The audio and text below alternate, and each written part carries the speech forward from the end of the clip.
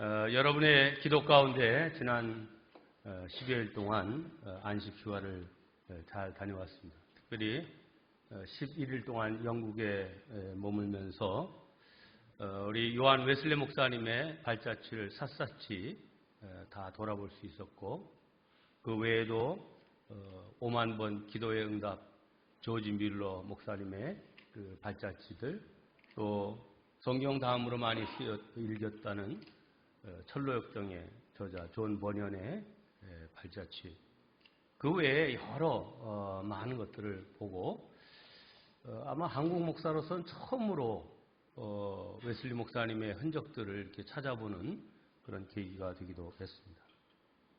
자세한 내용은 언제 기회에 좀 보고하는 형식으로 말씀을 나눌 기회가 있으리라 생각합니다. 오늘은 6월 둘째 주일로 환경 선교 주일입니다. 오히려 많이 늦은 감이 없지 않지만 우리 교회도 작년부터 탄소제로 녹색교회를 선포하고 2년째 이 일을 이어가고 있습니다. 지난 5월 셋째 주일에 발행된 탄소제로 녹색교회 회보에 그동안 우리 교회가 걸어온 일들을 잘 소개하고 정리해 놓았습니다. 사실 처음 이 일을 시작할 때는 저 자신부터도 이렇게까지 해야 되나 하는 생각도 있었고, 또 과연 이 일을 꾸준히 지속적으로 할 수 있을까, 또 성도들은 이 일을 이해하고 관심을 가지고 또 적극적으로 참여할까 걱정이 많았던 것이 사실입니다. 하지만 그런 저의 의심과 걱정은 기우에 불과했습니다. 탄소제로 녹색교회를 선포하고 난 뒤 성도님들께서 오히려 더 적극적으로 관심을 가져주셨습니다. 진작부터 해야 될 일이라면서 힘을 실어주셨고, 우리 교회가 부천 지역에서 모범적으로 이 환경보호에 앞장서는 교회라는 사실이 자랑스럽다고 말씀하시는 분들도 계셨습니다. 그런 모든 분들의 헌신과 열심 덕분에 점차 탄소제로 녹색교회가 우리 신앙 안에 잘 자리 잡아가고 있습니다. 담임 목사로서 여러분들 모두에게 감사를 드립니다. 분명한 것은 이 일은 적당히 하고 멈춰야 할 그런 일은 결코 아닙니다. 여전히 기후위기는 우리가 극복해 나아가야 될 일이고, 앞으로도 계속해야 할 기독교인들의 사명인 것입니다. 그래서 오늘 오후 4시부터 이 분야의 최고 전문가이신 조천호 박사님, 특별히 이분은 기독교 신앙에 근거해서 이제 말씀을 주시기 때문에 공감도 되고 은혜도 되고 도전도 되는 시간이 되리라고 생각합니다. 기후위기와 담대한 전환이라는 제목으로 공개 강연을 마련했습니다. 여러분 자신은 물론이고 또 자녀들, 또 우리 학생 청년들도 이 자리에 꼭 좀 참여하면 좋겠습니다. 그리고 이어지는 수요일부터 환경 선교사 과정이 이제 진행되는데, 요즘 이 환경 문제는 우리 교회만의 관심이 아니라 기업과 대학과 모든 NGO, 국가 다 관심이 여기에 집중되어 있다고 해도 과언이 아닐 정도입니다. 그래서 기업에서도 어떻게 이 환경 문제와 자신의 회사를 연결 지을 수 있고, 자신들의 제품을 어떻게 친환경적으로 또 재생에너지를 사용해서 만들어낼 수 있을까 고민하고 있습니다. 또 그렇게 하지 않으면 회사가 생존할 수 없는 상황이기도 합니다.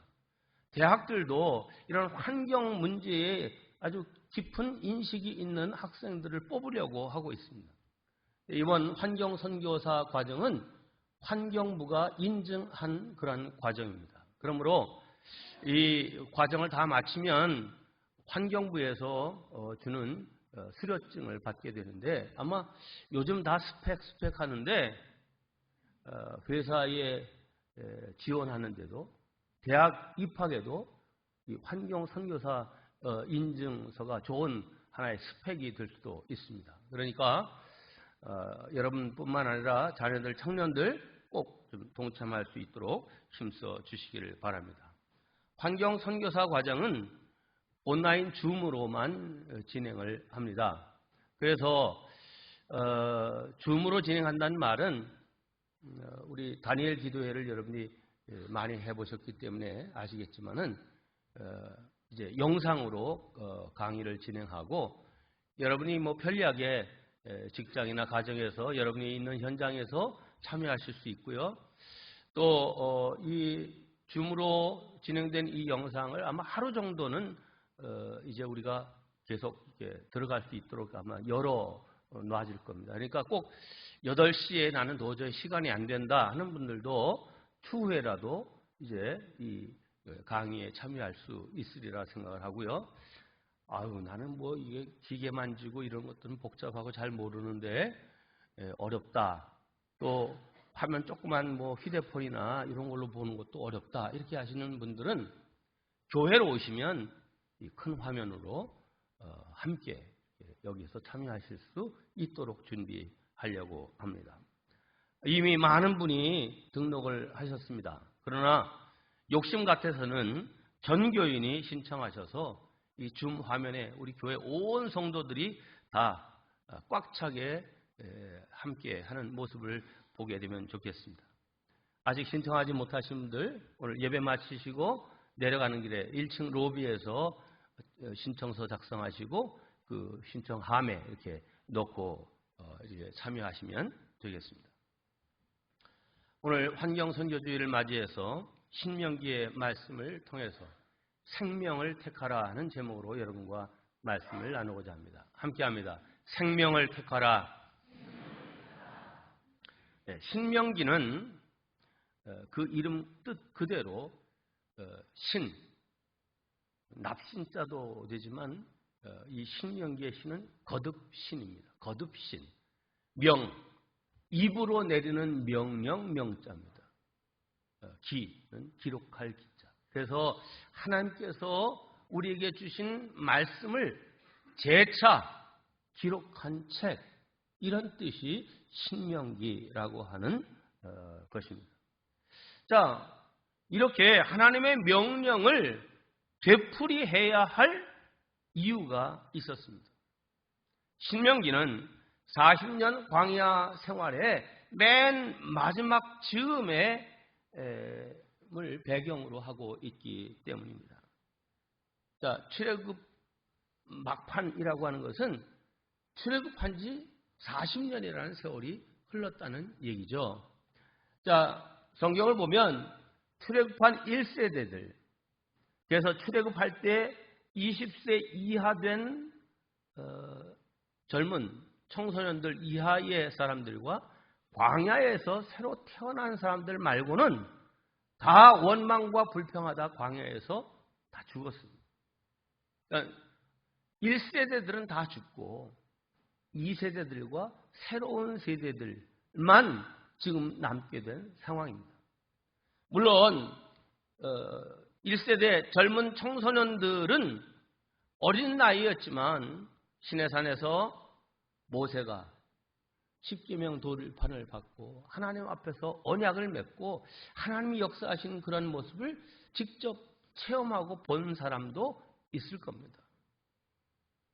그러나 광야에서 태어난 세대들, 이 사람들은 하나님의 계명을 받고 언약을 행하는 이런 일들을 보거나 체험한 적이 없는 사람들입니다. 그러니까 20세 이하의 청년으로 출애굽한 사람들에게는 과거에 저들과 언약을 맺고 그들에게 주셨던 이 말씀을 재기억하는 언약 갱신의 기회로, 그리고 광야에서 새로 태어난 사람들에게는 그들에게 주시는 새 언약으로 이 신명기의 말씀이 필요했던 것입니다. 출애굽기에서 주신 이 첫 번째 언약을 소위 시내산에서 받았다 해서 시내산 언약이라고 합니다. 이 언약의 특징은 하나님은 이스라엘에게 은혜와 복을 주시고 이스라엘 백성들은 그 은혜와 복을 받기 위해서 순종과 경외와 충성을 하나님께 드려야 했습니다. 자, 두 번째 언약은 모압 평지에서 하나님께서 주셨기 때문에 모압 언약이라고도 하는데, 하나님께서 이스라엘 백성들에게 은혜와 복을 약속하시고 주시는 것은 똑같습니다. 그런데 사람이 하나님께 보여야 될 반응은 좀 달라졌습니다. 이전에는 순종과 경외와 충성이었다면 이제는 그것을 넘어서서 사랑을 하나님을 사랑해야 했습니다. 그것이 신명기 6장 말씀에 등장합니다. 신명기 6장 4절 5절입니다. 이스라엘아 들으라. 우리 하나님 여호와는 오직 유일한 여호와이시니 너는 마음을 다하고 뜻을 다하고 힘을 다하여 내 하나님 여호와를 사랑하라. 이렇게 말씀하십니다. 그러면서 하나님은 우리에게 선택을 요구하십니다. 오늘 15절 말씀입니다. 보라, 내가 오늘 생명과 복과 사망과 화를 내 앞에 두었나니 곧 내가 오늘 내게 명령하여 내 하나님 여호와를 사랑하고 그 모든 길로 행하며 그의 명령과 규례와 법도를 지키라 하는 것이라. 네. 여기 생명과 복, 사망과 화를 내 앞에 두었다 이렇게 말씀했는데, 이 말씀을 히브리어 원어로 직역하면 우리 얼굴 앞에 생명과 복, 사망과 화를 두었다는 것입니다. 자, 히브리어 원어로 보면 이 표현은 첫 번째 주셨던 언약인 10계명의 제1계명이 바로 떠오르는 그런 계명입니다. 자, 10계명의 제1계명은 이거죠. 출애굽기 20장 3절 너는 나 외에는 다른 신들을 내게 두지 말라 이렇게 되어 있는데, 이것 역시 히브리어 원어로 그대로 번역하면 너는 너의 얼굴 앞에 나 외에는 다른 얼굴을 두지 마라 하는 그런 말입니다. 그러니까 출애굽 2세대들을 향하여서 제1계명을 떠올리게 하면서 결단을 촉구하고 계시는 것입니다. 너희 얼굴 앞에 생명과 복, 사망과 화를 두었는데 너 어느 쪽을 택할 것이냐 이렇게 묻는 것입니다. 자, 여러분이라면 어느 쪽을 선택하시겠습니까? 이것은 물어보나 마나 한 질문 아니겠습니까? 여러분뿐만 아니라 세상 사람 모두 그 누구라도 생명과 복을 선택하지 사망과 화를 선택하지는 않을 것입니다. 그런데 이런 쉬운 선택지를 놓고 왜 하나님은 너희들 잘 선택해야 된다, 생명을 골라야 돼, 왜 이렇게 마치 어려운 숙제를 푸는 것처럼 이렇게 우리에게 말씀하고 계시는 걸까요? 그것은 얼핏 보면 우리가 선택하고자 하는 그것이 꼭 생명과 복인 것처럼 보여서 그것을 선택하는데 실상은 사망과 화인 것이 많기 때문입니다. 사실 사망과 화가 대놓고 우리의 얼굴 앞에 내가 사망과 화다 이렇게 하지는 않습니다.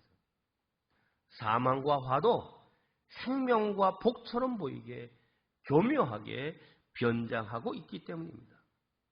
그래서 나는 생명과 복을 선택한 줄 알았는데 알고 보니 나의 선택이 사망과 화였던 것입니다. 이런 일들이 이스라엘 역사에 잘 나타나고 있습니다. 이스라엘이 약속의 땅 가나안에 들어왔을 때 그들에게 가장 큰 유혹은 바알신이었습니다. 바알은 가나안 지역의 신이었고 또 농사를 주관하는 신이었습니다. 비를 내려주고 농사를 잘 되게 해서 풍족한 삶을 약속하고 보장하는 신이 바알입니다. 자, 그런데 이스라엘이 광야 생활을 마치고 과거 애굽에서 노예 생활할 때 그들이 농사 짓지 않았습니다. 노예로서 각종 이제 창고를 짓는 일, 여러 가지 토목 공사를 주로 했던 것이 이스라엘 백성들의 노예 생활이었습니다. 광야 생활 40년 동안에 농사 짓지 않았습니다. 농사 지을 수도 없었고 하나님께서 하늘에서 내려주시는 만나와 메추라기를 먹고 살았습니다.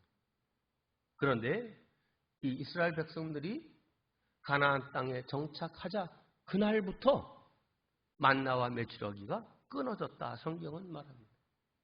자, 이 말은 이들이 살아가기 위해서는 이제부터 농사를 지어 그 열매를 먹고 살아야 되게 되었다 하는 그런 뜻입니다.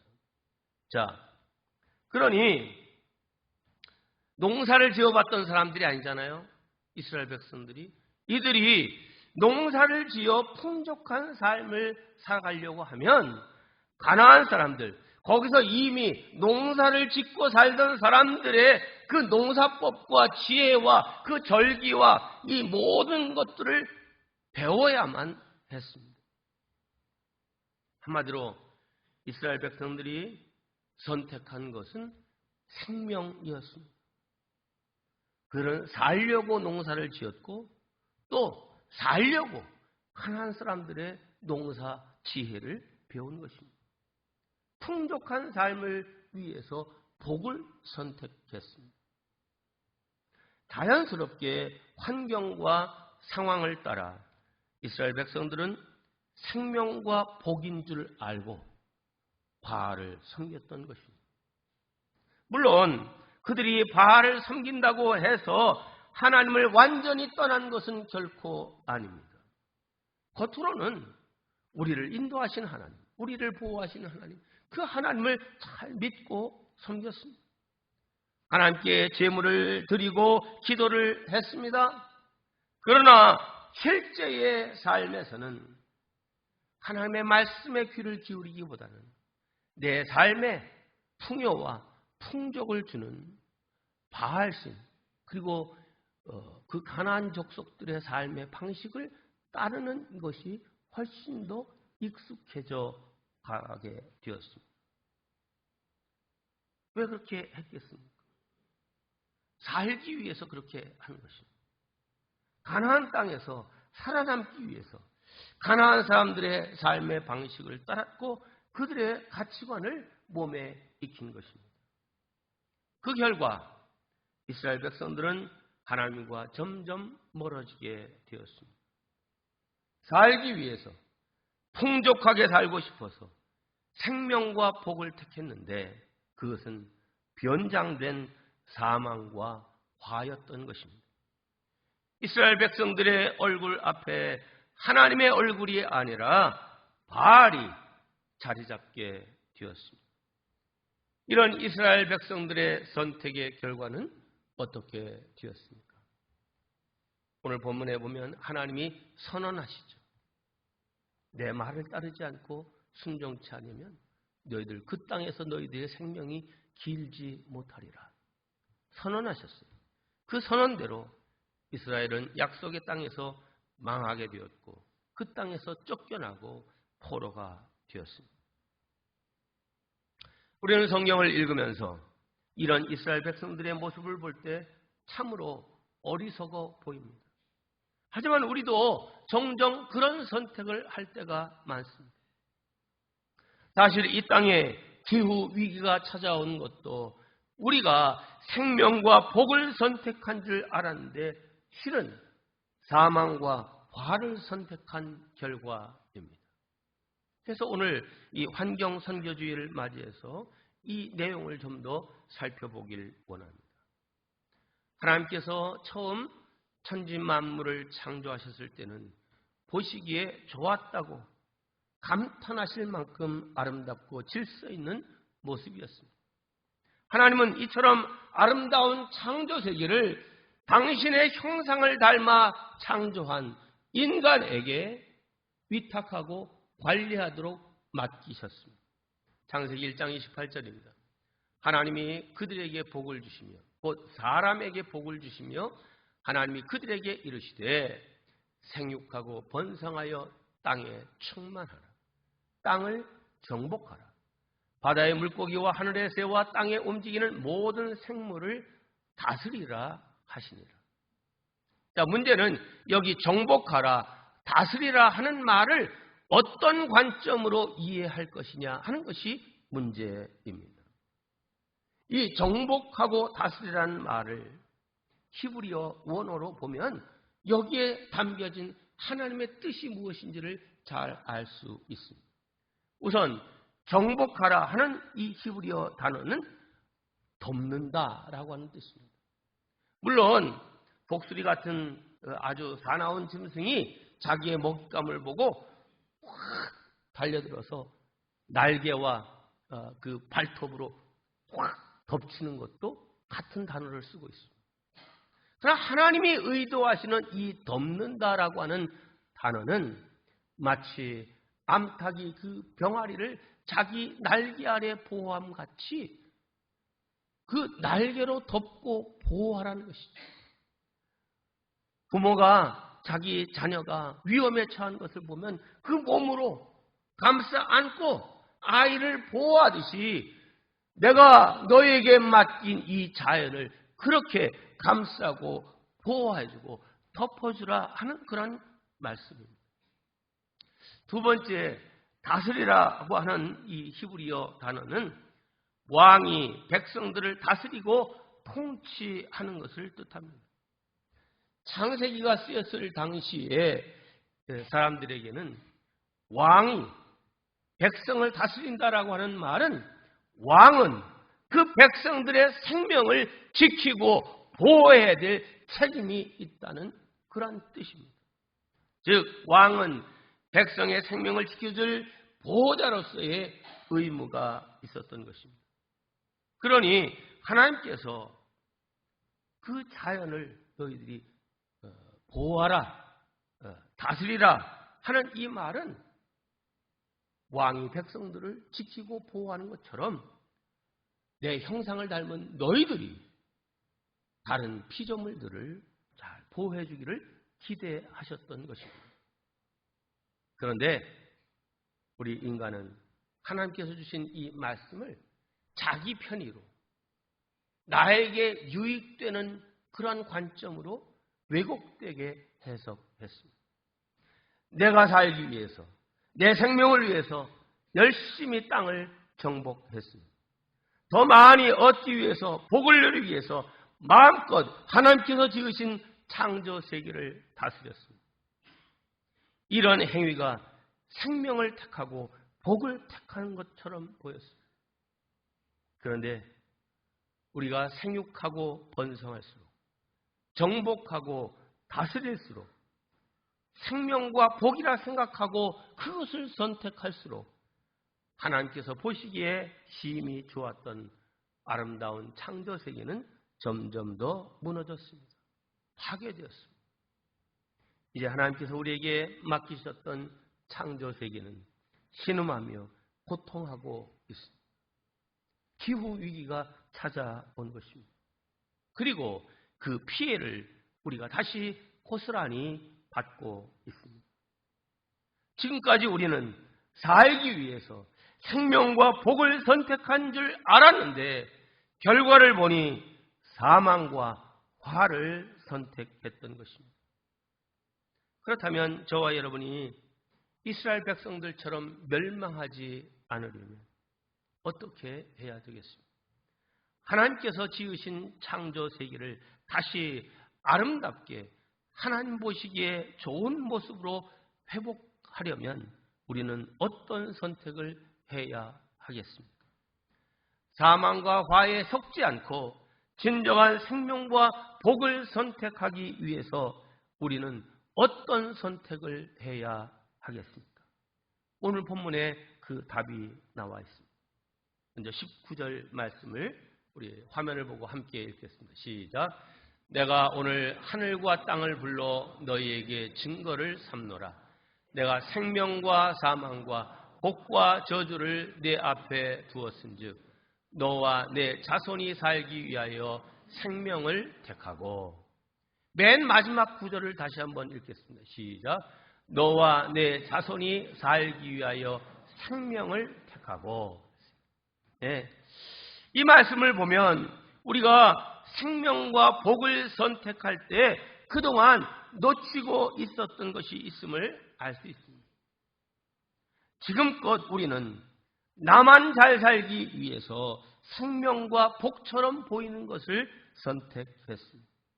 그래서 하나님께서 주신 창조 세계를 나의 유익을 위하여, 나의 편리를 위하여 마음껏 사용했고 또 오염시켰고 낭비하고 또 파괴했습니다. 나만 잘 살게 되면 그것은 좋은 일이다. 하나님이 그렇게 말씀하셨다. 자연을 정복하고 자연을 다스려 너의 유익을 구하라 하는 이런 말로 해석했던 것이죠. 그 결과 하나님께서 지으신 창조 세계에 고통과 파괴로 찾아왔습니다. 기후 위기가 찾아온 것입니다. 스위스 출신의 선교 신학자이며 프란체스코 신부인 벨베르트 뷰얼만이라고 하는 교수는 오늘 우리들의 모습을 보며 창세기 1장의 말씀을 이렇게 풍자적으로 설명하고 있습니다. 태초에 내가 보매 모든 것이 좋고 좋았었다. 그러나 오늘 내가 보니 만물이 나빠질 대로 나빠졌구나. 첫째 날 내가 낮에는 해 밤에는 달로 빛을 내게 했건만 너희는 매연으로 나를 어둡게 하고 네온과 전기조명으로 밤의 고요를 깨뜨렸도다. 둘째 날 내가 마른 땅과 수면을 가르고 물을 주어 원기를 돋우고 땅에 과일이 풍성케 하였건만 너희는 땅에 독을 부어 개천과 호수 그리고 바다를 오염시켰도다. 셋째 날 내가 싹을 내어 온갖 식물들이 자라도록 하였으나 너희는 산성비로 들판의 초목들을 죽게 만들었도다.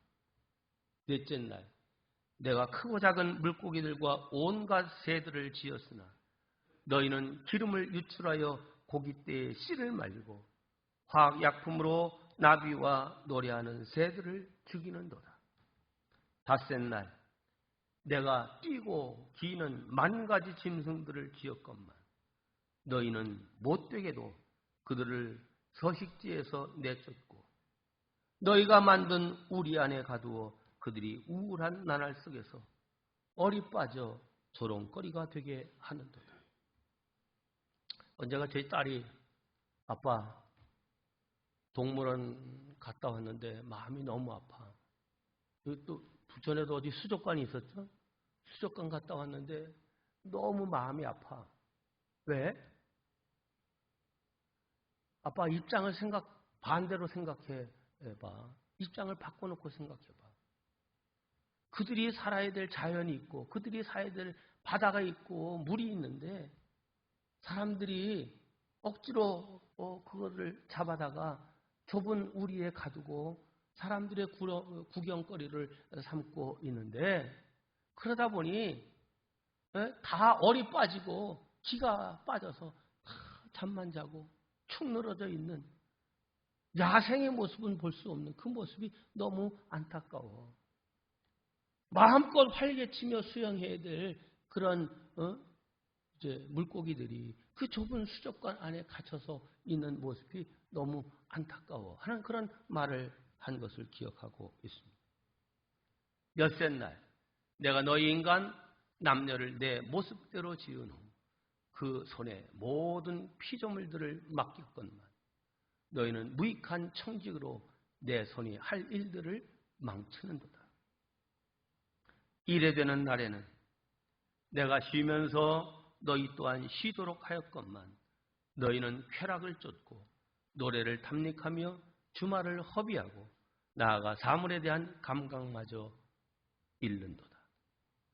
돌아오너라 내 백성아, 너희 하나님 나에게로, 그리고 너희 자신에게로 내 자손들을 기억할지니 나의 이 대지가 너희들의 것이었던 것처럼 너희 자손들의 것이 되어야 하리니. 성도 여러분, 나만 살기 위해서가 아니라 내 후손도 살기 위해서 생명과 복을 선택하였다면 오늘날과 같은 기후 위기가 찾아왔을까요? 아마 그렇지 않았을 것입니다. 지금보다 훨씬 더 하나님 보시기에 좋은 모습을 창조 세계가 유지했을 것입니다.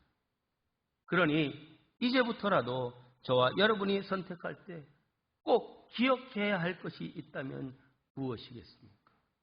그것은 내 선택이 나만의 생명과 복을 위한 것인지 아니면 내 후손의 생명과 복까지 위함인지를 생각하며 선택해야 한다는 것입니다.